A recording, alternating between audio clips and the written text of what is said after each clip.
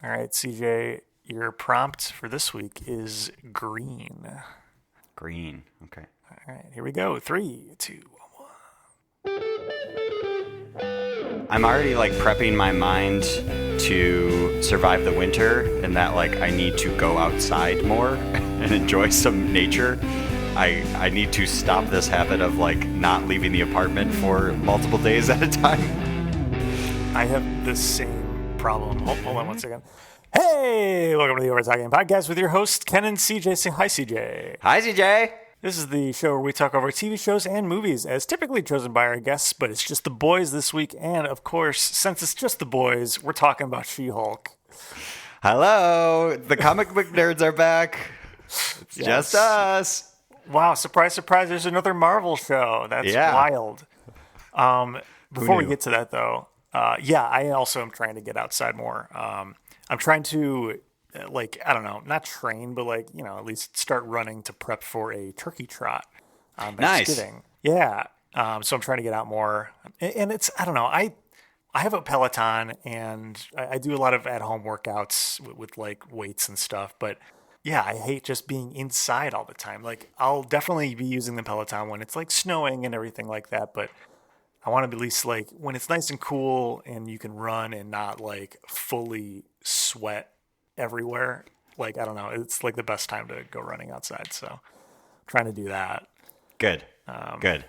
Yeah. I need to remind myself that is the best thing I can do for my mental health during the winter is just sniff some fresh air. Yes. Yeah, for sure. I'm definitely going to be, I did this last year, which I think not quite the same, but at least better than nothing, where I would just, even in the winter, just go sit out on the deck for a little bit, even if it was 5 minutes because it was cold or something, just listen to a podcast and just kind of pace around the deck and be okay, I'm at least breathing in some fresh air. I might not be going for a walk or something, but it's better than just sitting on the couch. Yeah, definitely. Yeah, just especially when it's cold, it shocks your system, right? It's it's a change of state that kind of gets you out of a funk maybe or it's nice. I gotta do that more. We should hold each other accountable, Ken. We'll text each other, be hey, have you left the apartment today or your house today?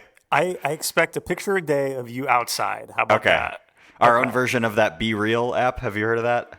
I keep hearing about that. What is that actually? I don't know. So it's a social media platform, but it's kind of cool in that you just get sent a notification and you have, I think it's a few minutes, maybe even less than a couple minutes, to post a picture, but it posts a picture from both sides of your camera.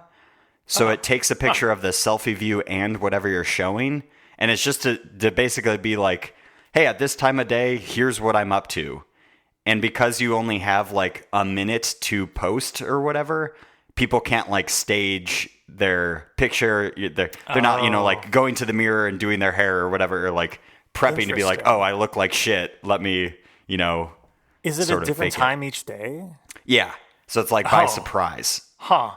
So you're like that. Yeah, it's kind of cool. I haven't gotten on it yet, but I know a couple people that use it. I'm I kind of like that because that's it. That's the whole. So then your feed is just your friends posting that. I was oh, that's kind of cool. You can't curate your photos. It's kind of spur of the moment. I could get behind that. Yeah, I'm gonna download that right now. Okay, cool. I'm gonna do that. That sounds fun. All right, but let's text each other. Hey, when's the last time you've gone outside? Okay, I like it. Let's do it. Cool. Well, speaking of, I don't know, changing states in between indoors and outdoors, the character in this show easily changes states between human and Hulk form. Segway! So we're going to talk about She-Hulk and more coming up on the Overtalking Podcast. This is a multi-year journey you're about to embark on. So I'm clearly nailing it at all of these things.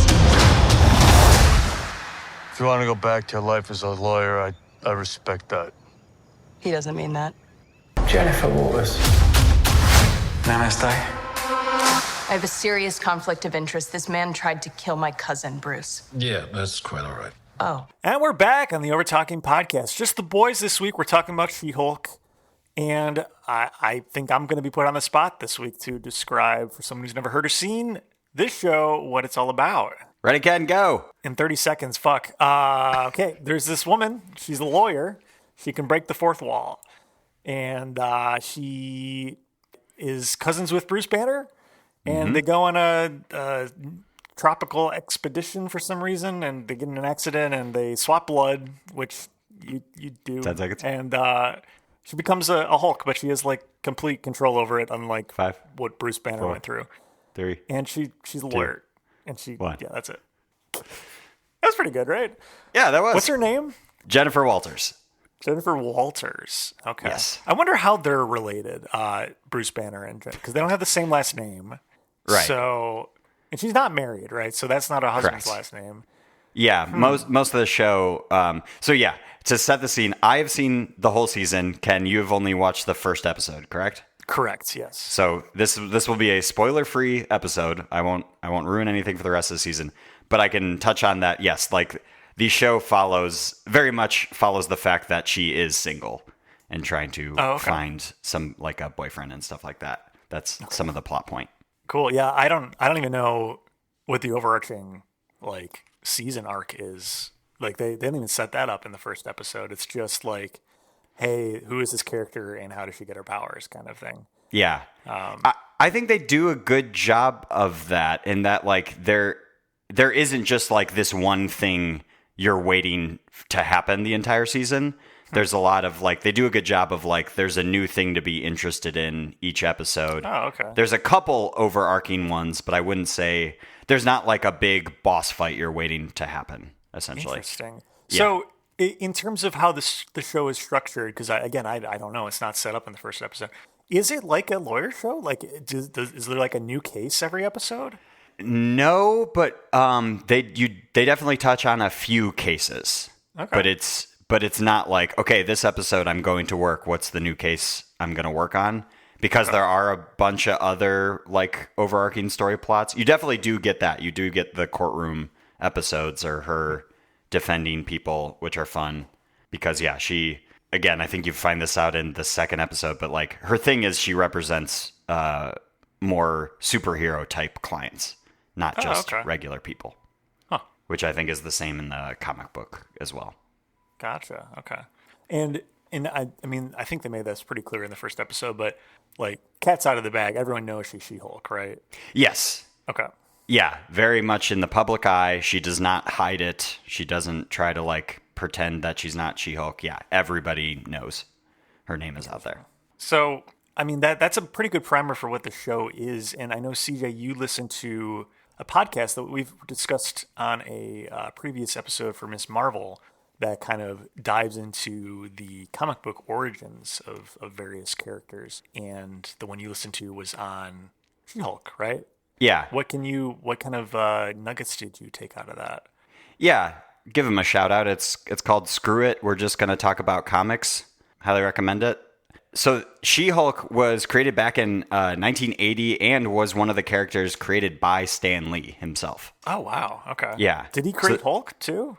I believe so. And this was pretty shortly after I think Hulk was created because they wanted to sort of like jump on the franchise and make sure nobody else like took that idea. Okay. I feel like, if DC were to make a She-Hulk, right, there would be some copyright issues already, but okay, sure. Yeah. Probably can't use the name Hulk. I would assume they have that copywritten. Yeah. But actually Hulk has been around since the 60s. So never mind. It was a decent amount of time, but I think it was the show. Sorry. They wanted to jump on the Hulk show. This show? No, the one that came out in the like 80s or whatever. Okay, the Lou Ferrigno yes. one, right? Okay, Gotcha. But cool. but even in the comics, very much a fourth wall breaking character, which I thought was super cool. There's a couple issues where she talks to the writer of the comic book, which I think is funny. Which is like, surely we're following this sort of pattern where it's like this bad guy. So surely next episode I'm going to fight Dr. Doom, right? Comic book writer guy, and like addresses that. And then you get teased. This is a certain like run of it. And it says like, next issue, the Doctor is in, but then they do a switcheroo and it's not Doctor Doom. It's a different Doctor villain guy. And actually, speaking of Doctor Doom, there's a point where She-Hulk joins the Fantastic Four. Oh, really? Yeah, wow. She takes the Thing's place. So you're kind of getting up like the same sort of power set there. The Thing just being exactly. Like an indestructible, strong person. Cool. Huh. Interesting. But I'm a big fan of She-Hulk because it is very comedic and like self-aware, and she, I think, is somewhat similar to Spider-Man in that they just want to like antagonize the villain that they're fighting too, not just beat them up, but also like make fun of them. Huh. I like that. Yeah. To me, I think she's closer to Deadpool, right?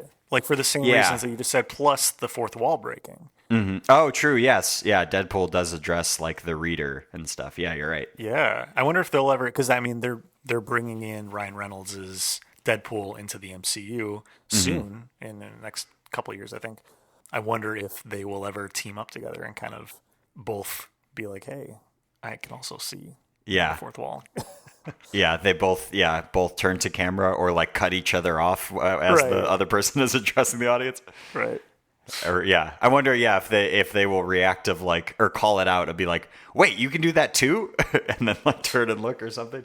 I think it'd be cool if there was like different levels of the fourth wall. Like one of them could break the fourth wall, but then the other could like break that fourth wall or the fifth wall. Would that be then? I don't know. Oh my God! Whoa, you blowed my mind. I know. God, it's too early in the morning for that. Yeah. Yeah. What I guess. Yeah. Like, what do you like so far about the show? I do like the fourth wall breaking. Cool. I wasn't sure about that because I think different people. That's kind of some people don't like that and others do. I think. Yeah, if it's done too much, that can be distracting or cheap, maybe. Yeah. I don't think, at least in the first episode, I don't think she did it all that often. They do. I do think they do it the right amount, where it's only like maybe once or twice an episode. Okay. So I think it is like a good, not too frequent, because that probably would get annoying. Yeah, I think that's the perfect amount. To the point where you're like, kind of forget that that's something that she can do. And then she does it and you're like, that's still funny. Yeah.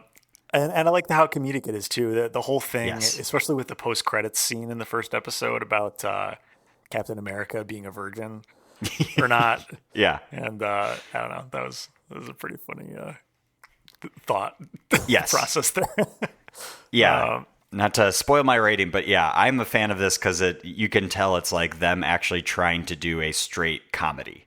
Like, obviously action, it's Marvel, that's going to happen, but like it is them just trying to be funny too. And I think they're pretty successful in it. Okay, that's good to hear. Yeah. I'm trying to think of what other Marvel things are straight up comedies other than Deadpool, which again is still kind of not quite in the MCU. Yeah. I can't think of any. Yeah, like you get a tiny bit in like Spider-Man because he's kind of snarky, but it's not like trying to be a comedy. It's just like, here's like a funny line every now and then. Exactly. And I feel like a lot of the movies do that as well with just like, a little bit to break the tension. But okay, interesting. Yeah, so also again, not to spoil my rating, but I do intend on continuing with this. Nice. This is something we kind of touched on last week, but it is overwhelming to try to continue keeping up with all of these Marvel shows and movies. I still haven't seen Thor, God and Thunder, or Immortals, or Eternals, you mean? It's Internals, sorry. Yeah. I'm sure there's a couple others that I haven't seen either. So actually, crazy. Speaking of that, literally like today, I just found out Werewolf by Night is... I did watch that. Okay, I didn't even know that it, like was a thing that was happening, and that already came out like a month ago. Yeah, I mean that's easy to miss, right? Because it's not a show, it's not a movie, it's like a little special. Yeah, they classify it as a TV special. Yeah, I would. I mean, I know you're going to watch it anyway, but again, I would recommend it because it's MCU. But it's not clear in it how exactly it is related to the MCU, but apparently it is. That'd be cool if that character shows up in something else eventually. I just found out about that today, and so I will probably be watching that at some point this week. Cool. Especially because it's 53 minutes long, so I can just like toss that on and. But yeah, so I don't know. I will get through She-Hulk. I do appreciate that it's only half-hour episodes. Yeah, it's a little more manageable. Yeah, it does feel like a straight up like sitcom kind of style. Right. The thing is too, like, if you were someone who hasn't been following along with MCU up to this point, it's impossible for you to catch up. Oh yeah. If you were gonna then try to like watch every from movie the beginning or something. Yeah. I have a coworker who her and her family were trying to do that, and I think it took them over a year of like, one a weekend or a couple weekends to get through the movies. And now with all the shows, I'm sure that's a lost cause. I don't know. But also like there's more to it, right? Because I know, isn't Jessica Jones coming to the MCU, or Daredevil is coming to the MCU for sure. Pumped for that. Which means all of those Netflix shows are now canon. So now do I have to go watch all of those too? You should watch Daredevil. It's good. I've tried twice. I cannot get into it. I don't know what it is, but I for some reason can't get into Daredevil. I keep hearing it's awesome, but I don't know. I couldn't get into it. I did watch Jessica Jones though. I did like Jessica Jones. Yeah, she's a fun character. Remind me, did you ever finish Hawkeye? No, the talking dog really threw me out of it. I know. That's not everybody's cup of tea. That's not. No, I didn't finish it because that was like it felt like a children's show, and I'm pretty sure it was aimed towards children and like a Christmas show as well. Yes, it was very much a holiday thing. That was one of those. I think there's only like 4 episodes or something, maybe 6. Okay. So I was like, I'm just gonna power through this. But like, not a huge spoiler that's been out forever, but there is a Daredevil tie-in with Hawkeye, so that's why I bring that up. Cool. I did watch a like recap of it before I got into one of these other 50 million shows because I was like, I might be missing something out, and I'm sure I didn't. But the another one I haven't seen is the Black Widow movie. Oh yeah, that was I'm sure is probably not actually related to anything, but whatever. I mean, it fits in the timeline, but like, I don't know that you need to know much. Yeah. I will say She-Hulk does a good, like, I think this is a good show that if you're not really familiar with anything in the MCU, you can probably still watch this. Okay. Like, you basically just, you meet Hulk in the first episode, so you're like, okay, that's Bruce Banner, that's Hulk, they're cousins, got it. And then I don't think you really need to know anything else the rest of the season. Does Bruce Banner and Hulk show up more in the series, or is it just that first episode? Yeah, I think not a ton, but yeah, he does. He's like mentioned, or he comes back a bit. Cool. Interesting. Yeah. Okay. Is there anything else from the comics that are maybe like different than the show so far? No, I think it even has the same sort of villains that are in the comic book. So you meet Titania, who's also like a villain in the comic book, who's just strong, kind of like a similar. They're sort of friends and foes in the comic. Like, I was reading the latest run of She-Hulk. They like just came out with a new run for the show, and they sort of meet. I think it's in that run. And are kind of like fighting, or I think She-Hulk is not in the mood. She's like, oh, come on, I don't feel like it today. And Titania's like, I need a good fight. I need to get this energy out of it. So then they start fighting, and then eventually just morphs into them like sort of stopping and just talking casually, and then Titania leaves or something like that. So they're kind of this like weird friend-foe relationship. Interesting. Okay. And then you'll meet Abomination, who's also a villain in the comic books. Who's does he toss bombs? He does not. He's a big like lizard dude. Oh, okay. Yeah, but like again, similar power set, just like a big, strong person. Makes sense. I think it'll be interesting if they matched up like She-Hulk with someone who's like crazy overpowered or underpowered. Either way. Where it's not like a good match. I think and she just wrecks them completely. Yeah, or vice versa, gets wrecked and just like can't seem to beat them at all. I think she would take pity. That's her character, though. Like, she'd be like, "Oh, come on, I don't want to hurt you. Like, you're clearly not going to win this." I don't even need to transform. I'll just be normal. I'm just picturing that the classic move of like she just stretches her arm out and puts her hand on top of their head, and they're just swinging away and can't reach. Right, that kind of thing. Well, is it time for ratings already? I think so. Okay, it's time for ratings. CJ, on a scale of 1 to 10, what would you rate the show She-Hulk for you? I really enjoyed it. I like that it's a straight-up comedy. I'm a big fan of the actress playing She-Hulk. I think I like the fourth wall breaking. Like I said, it's a good pace. They don't overdo it. I found this very enjoyable. It's very much like my sense of humor. It's a fun show. They're not trying to be like super serious. There's obviously stakes throughout the show, but it isn't just like, oh, it's a ton of drama going on that they're keeping track of. It's more like, yeah, there's some mystery involved later in the season. Won't give that away. Okay. But I really like this, especially this is maybe one of the best shows, in my opinion, that they've come out with. Really? So I would give this probably an 8.3. Okay. Pretty high. Yeah. It's fun. Dang. All right. Well, for me, I've only seen the first episode, like we said, but I also will continue watching.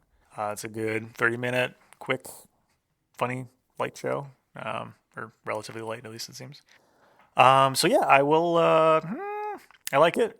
It's not. I don't feel like I need to have too much backstory. Yeah. Which is good because I am just probably not going to be able to keep up with all of it eventually. So, fourth wall breaking is good. It's funny. I'll give it a for now rating of 7. Okay, it's pretty good. Yeah.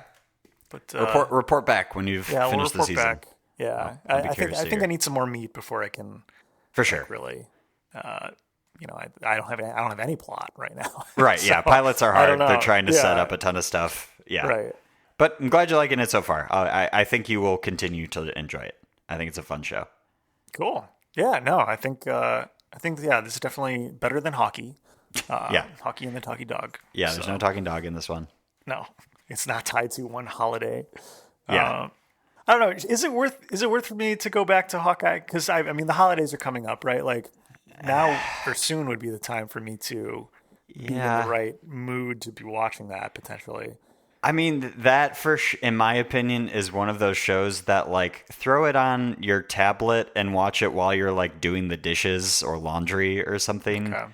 I think that was sort of I watched a couple episodes actually on the TV and definitely more so just like kind of while I was doing things around the house, not giving it my full attention, which I'm sure like TV writers would love to hear that's how people are enjoying it's really their shows. The best endorsement for the show. Yeah. I think it was okay. Yeah, it's fine. I wouldn't say it's one of the best shows. How like Christmassy is it? Is it like just set at Christmas time, or it's all leading up to Christmas Day essentially? Okay. Like it's Hawkeye trying to make sure he's back to his family in time for Christmas. So it's like Hawkeye things go awry. Christmas. Basically. Yep. They should have just titled it that. Does the series end with him and he has like Arrow, and at the end of it is the star for the Christmas tree, and he fires it up at the top of the Christmas tree. Yay, Dad, you did it. You put the star up. That's how it should end. Ken, how'd you know? That's the spoilers. Dang it. So I don't even need to watch it then. All right. Yeah, you got the gist. Yeah. Or like he ties one end of the Christmas lights to it, and then like shoots the arrow like, around the Christmas tree. Yeah, wraps around, changes direction midair somehow. Yes, yeah. Whoa, Dad, how'd you do that? Oh, you just put a little curve on it. That's not how physics work. No. He's Hawkeye. He can do that. If it's not in the show, it's a missed opportunity. Yeah. It seems correct for the target audience and the holiday. I don't know. Yeah, definitely. Maybe season 2. Just all the Hawkeye seasons are Christmas based. That would suck. I would really hate that. Well, I think that's it. CJ, what do we got to plug here? You can follow us on all things at Overtalkaboutt. Call or text us at USACat1591. Email us overtalkabout@gmail.com. Go to our website, overtalkabout.party. You can type in whatever other Marvel show, see if we've done the episode on it yet. We've definitely missed a few because there's too many to keep up with. And oh no, they're here. The Overtalking Overlords have arrived. They're here. I don't know if you've known this, CJ, but they actually made an appearance at a Halloween party I was at recently. I heard, yeah. Yeah. How was that? It was pretty scary. I think it put people on edge. Yeah. And I think almost everyone didn't understand who they were, but it was, I don't know, I thought it was pretty cool. They had a lot of like patches on their outfits. I think they were trying to get into the Halloween spirit. Yeah. I think one of them said the rent is too damn low. Yeah. Another one, I believe, funny. said, ask me about my passive income. Yes. They had some in memoriam of Krobus. Yep. In our hearts patches. and in our haunts. Yes. So that was interesting. Check out Instagram because I will. I'll be putting a picture out of that. But anyway. They're here to remind you, if you like the show, please go on iTunes and rate and especially review. Reviews are what help people find this podcast. And also, I said iTunes, but fuck me, it's Apple Podcasts and Spotify. God, you know what it is. When you say the same thing for 5.5 years and then realize at that point that for the past 3.5 years it hasn't been iTunes, it's really hard to break that like tongue, like muscle memory. Yeah, that mantra. Anyway, yeah. Also, we spend no money in advertising, so if you like the show, please don't go on iTunes. Fuck, did I already say this? Spread the word. Like, just tell people about it. Thank you. Yeah. Fuck. Thank you. And as we always say, clap? What do they call that clapping thing? I think a Hulk clap. Does she have her own thing? Like, does she have a Hulk smash kind of iconic thing, she says? Nah, it's basically the same. All right. Bye. This episode of the Overtalking Podcast was produced by Ken and CJ. Edited by CJ. Music by Justin Peters. Logo by Nate Richards. Check out Nate's work on Instagram at Nate Richards Designs.